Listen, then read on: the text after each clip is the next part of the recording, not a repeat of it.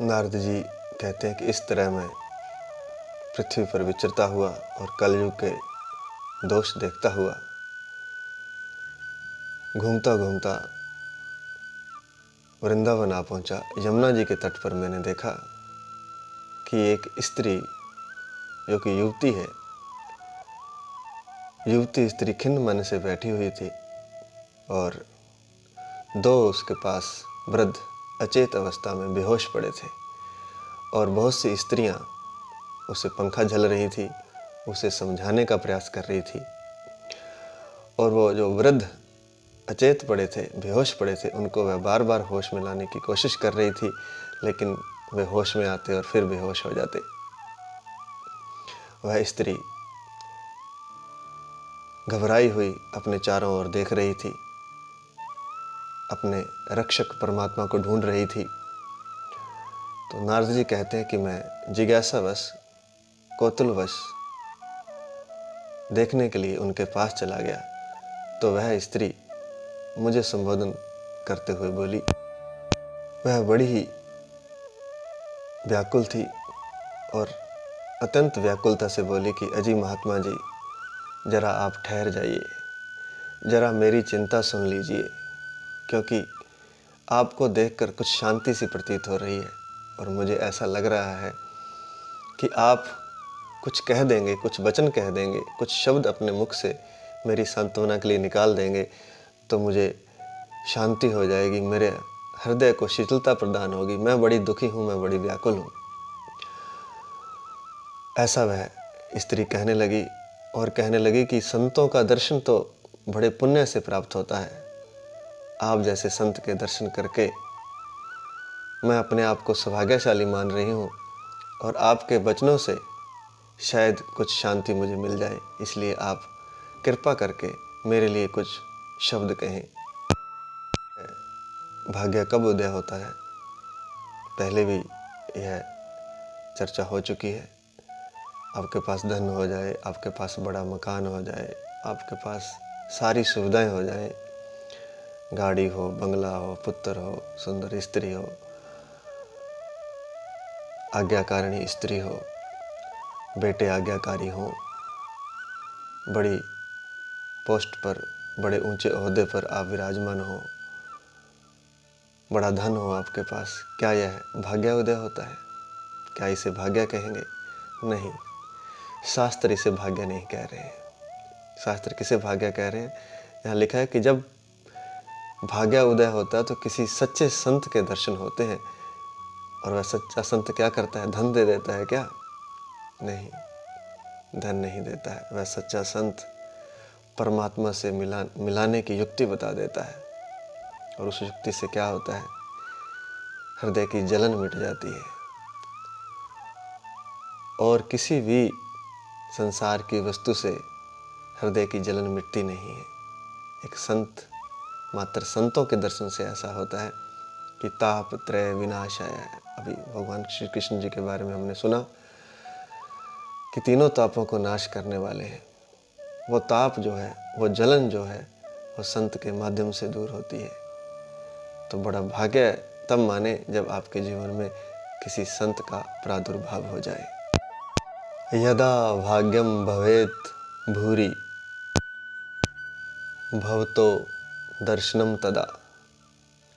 जब अच्छी प्रकार से भाग्य उदय होता है, यदा भाग्यम भवेद भूरि, अच्छी प्रकार से जब भाग्य उदय होता है तब क्या होता है? भवतो दर्शनम तदा, तब ही संतों के दर्शन होते हैं।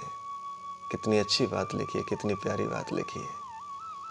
कोई संसार में बड़ा पद पा करके, बड़ा धन कमा करके, बड़ा मकान बना करके, आज्ञाकारी स्त्री पुत्र आदि पा करके कोई प्रसन्न होता हो तो यह उसकी मूढ़ता ही है, यह भाग्य नहीं है।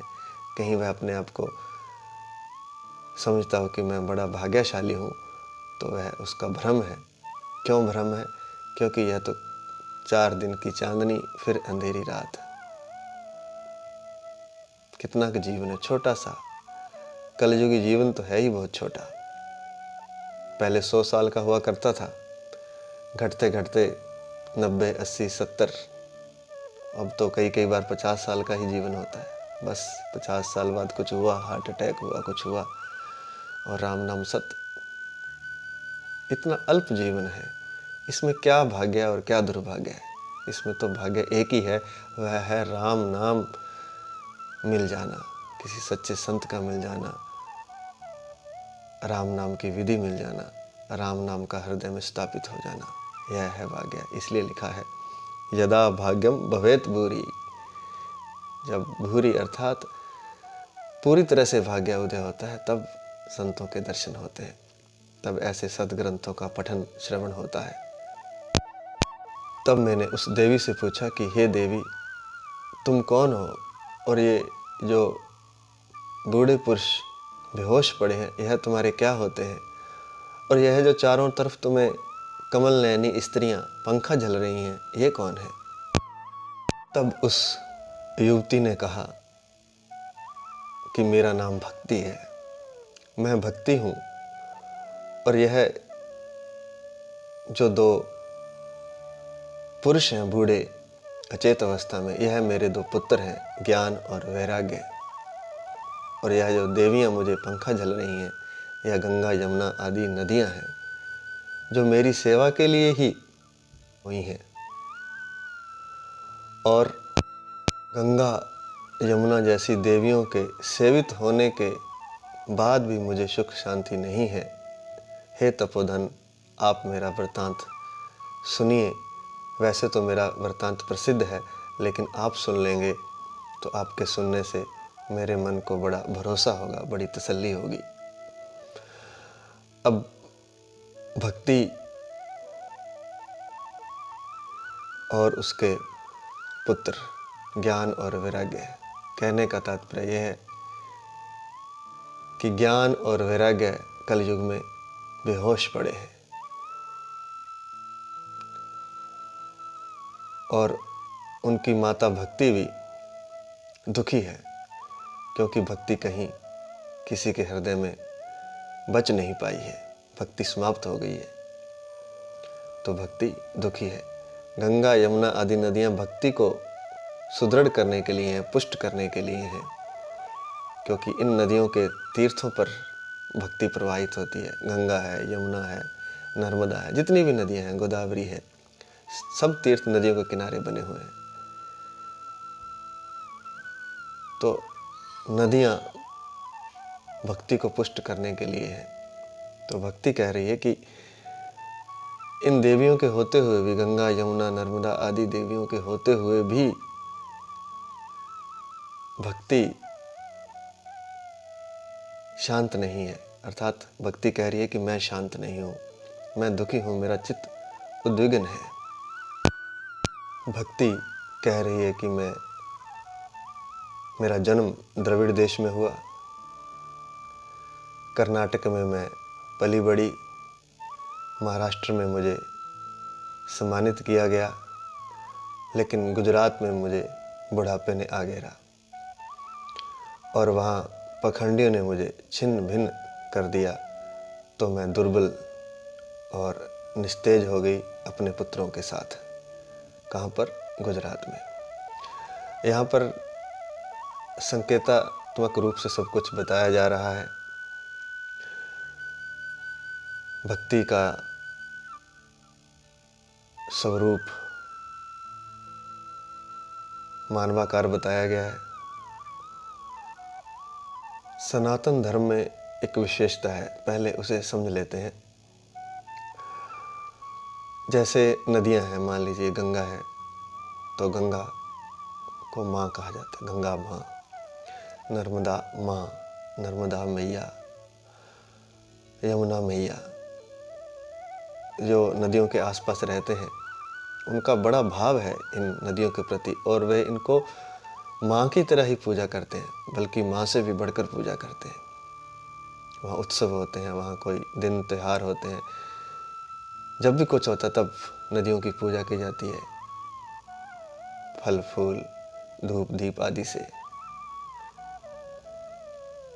जो नदियों से दूर रहते हैं उन्हें तो ज़्यादा इस बारे में नहीं पता, लेकिन जो नदियों के पास रहते हैं वो माँ की तरह नदियों को पूजते हैं, पर्वतों को पुरुषों की तरह, देवताओं की तरह पूजते हैं। ऐसा सनातन धर्म में रिवाज है। आजकल तो टीवी के माध्यम से सभी जानते हैं कि नदियों को पूजा जाता है। हम नर्मदा की पैदल परिक्रमा यात्रा करने गए थे, तो इतना भाव है लोगों में नदी के प्रति, माँ की तरह पूजा जाता है। और वास्तव में ये नदियाँ माँ ही हैं, क्योंकि हमने इतने दिन यात्रा की तो हमने देखा शाम को जैसे दिन भर पैदल चल के थक जाते थे, तो शाम को नदी में स्नान करके पूजा पाठ अर्चना आदि करते थे। तो जैसे ही नदी में, नर्मदा माँ में स्नान कर लेते थे तो सारी थकावट दूर हो जाती थी और शरीर एकदम हल्का फुल्का हो जाता था। जो वहाँ रोज शाम को स्नान होता था, कई महीने हम नर्मदा यात्रा में थे, तो वहाँ जो रोज शाम को स्नान होता था वैसा स्नान घर में नहीं होता है।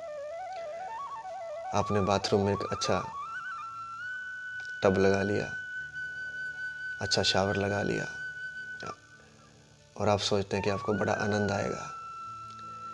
ऐड में, टीवी आदि में ऐसा दिखाया जाता है कि बड़ा आनंद आ रहा है, आहा क्या आनंद आ रहा है। उनके चेहरे ऐसे दिखाए जाते हैं जैसे बड़े आनंदित हैं वो भी दुखी, महादुखी हैं, लेकिन दिखाया उनको ऐसा जाता है। लेकिन जो नदी में नहाने का आनंद है और जो तीर्थों में नहाने का आनंद है वो कहीं नहीं है। वो घर पे नहीं आ सकता, चाहे सुविधा जितनी मर्जी अच्छी हो। और जो आश्रमों में रहने का, तीर्थों में, कुटियों में भोजन करने का जो आनंद है रूखा सूखा, वो 56 भोग में भी नहीं है। तो कहने का तात्पर्य यह है कि नदियों को माँ की तरह पूजा जाता है। तो भारत की जो परंपरा है, सनातन की जो परंपरा है, वह अपने आप से हर मनुष्य से प्रकृति को जोड़ा गया है। और यह कोई कल्पना नहीं है कि नदी माँ होती है, नदी देवी होती है। उनके देवीय रूप भी हैं, कईयों को दर्शन भी होते हैं, नर्मदा परिक्रमा में भी होते हैं दर्शन नर्मदा मैया के, बहुतों को होते हैं। जो भी नर्मदा परिक्रमा में जाता है यही सोच करके जाता है कि मैं मैया के दर्शन करूँगा, और सच में होते हैं। कुछ काम ऐसे होते हैं जो कहीं कुछ हो जाता है तो नर्मदा मैया आकर के सहायता करती हैं।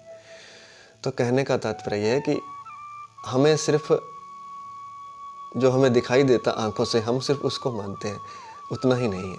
हमें नदी एक जल की तरह, एक जल का प्रवाह दिखाई देता है, उसे हम नदी कहते हैं। नदी मात्र उतनी नहीं है, वह देवी रूप में भी है। पहाड़ मात्र पहाड़ नहीं है, वह देवता रूप में भी है। ऐसे ही परमात्मा साकार भी है और निराकार भी है। इस बात को अच्छी तरह हमें समझ लेना चाहिए, क्योंकि इस बात के बड़े भ्रम और बड़े झगड़े होते हैं। परमात्मा दो रूप में है, कोई कहते हैं निराकार है, कोई कहते हैं साकार है। साकार वाले निराकार को नहीं मानते, निराकार वाले साकार को नहीं मानते, लेकिन ऐसा नहीं है, दोनों ही रूप में है। साकार भी है, निराकार भी है, बल्कि साकार निराकार से ज़्यादा महत्वपूर्ण है। जब जब साकार भगवान के दर्शन होते हैं तो तीनों लोकों का ज्ञान, समाधि आदि सब मात्र दर्शन से हो जाता है। तो नदियों को देवी माना गया और उनका देवी रूप है। जैसे गंगा के तट पर रैदास जी रहते थे, तो उनको भी देवी ने एक बार कंगन गंगा में से निकाल के दिया था। ऐसा होता है, ये वास्तविक घटना है। लेकिन इस कलयुग के प्रभाव से तथाकथित ज्ञानी लोग, आजकल के पढ़े लिखे युवक और युवतियाँ, वो कहते हैं हमें दिखाओ, जो चीज़ दिखती है वही मानते हैं। बहुत सी चीज़ें नहीं दिखती, हवा भी नहीं दिखती है। मोबाइल चलाते हैं, उसकी आवाज़ मोबाइल तक पहुंच रही है दूसरे व्यक्ति की, वह भी नहीं दिखती है, लेकिन फिर भी हम मानते नहीं हैं। तो इनके साक्षात स्वरूप भी हैं और ये नदी रूप में भी है, दोनों रूप में है। भक्ति कह रही है कि मैं द्रविड़ देश में पैदा हुई, कर्नाटक में मैं बड़ी पली, महाराष्ट्र में मेरा सम्मान हुआ। कहने का तात्पर्य कि वहाँ भक्त आदि पैदा हुए, तो जहाँ भक्ति ज़्यादा थी तो वहाँ भक्ति सम्मानित हुई। गुजरात में एक समय ऐसा आ गया था कि वहाँ भक्त को बड़ा निंदित किया जाता था, उसका मजाक उड़ाया जाता था। अगर कोई माथे पर तिलक लगा लेता था, कोई चंदन लगा लेता था, तो उसे मूर्ख की तरह माना जाता था। और ऐसे दोहे बनाए गए थे कि जिससे उनको मूर्ख सिद्ध किया जा सके। ऐसा पाखंडियों का ऐसा राज्य हो गया था, ऐसा उनका चाल चलन हो गया था कि वो तिलक वाले को, भगवानधारी को, चंदन लगाया हुआ हो माथे पर, माला हो गले में, छाप तिलक हो, उसका बड़ा अपमान करते थे। तो कह रहे हैं कि गुजरात में पाखंडियों ने मुझे अंग भंग कर दिया था, भक्ति कह रही है। लेकिन बाद में नरसिंह मेहता हुए तो भक्ति का ऐसा प्रभाव फैला गुजरात में कि सारी दुनिया जानती है। तो भक्ति अपना दुख नारद जी को सुना रही है। भक्ति कहने लगी कि जब से मैं वृंदावन आई हूँ तब से मैं नवयुवती हो गई हूँ, सुंदर युवती के रूप में हो गई हूँ। तब से मेरा बुढ़ापा चला गया है और मैं नवयौवना हो गई हूँ, सुंदर नवयौवना हो गई हूँ। इसका तात्पर्य क्या है? इसका तात्पर्य है कि वृंदावन में भक्ति का प्रवाह था। वृंदावन में भक्ति का प्रवाह है। भक्ति वहाँ पर युवा में रूप में रहती है, अर्थात उत्साह में, उमंग में, हमेशा युवा, क्योंकि भगवान ने वहाँ पर रमण किया है, भगवान ने वहाँ लीलाएं की हैं। उस धरती पर भगवान के चरण पड़े हैं। उस दिव्य चेतन महापुरुष कहना भी थोड़ा कम ही है, तीनों लोकों के मालिक,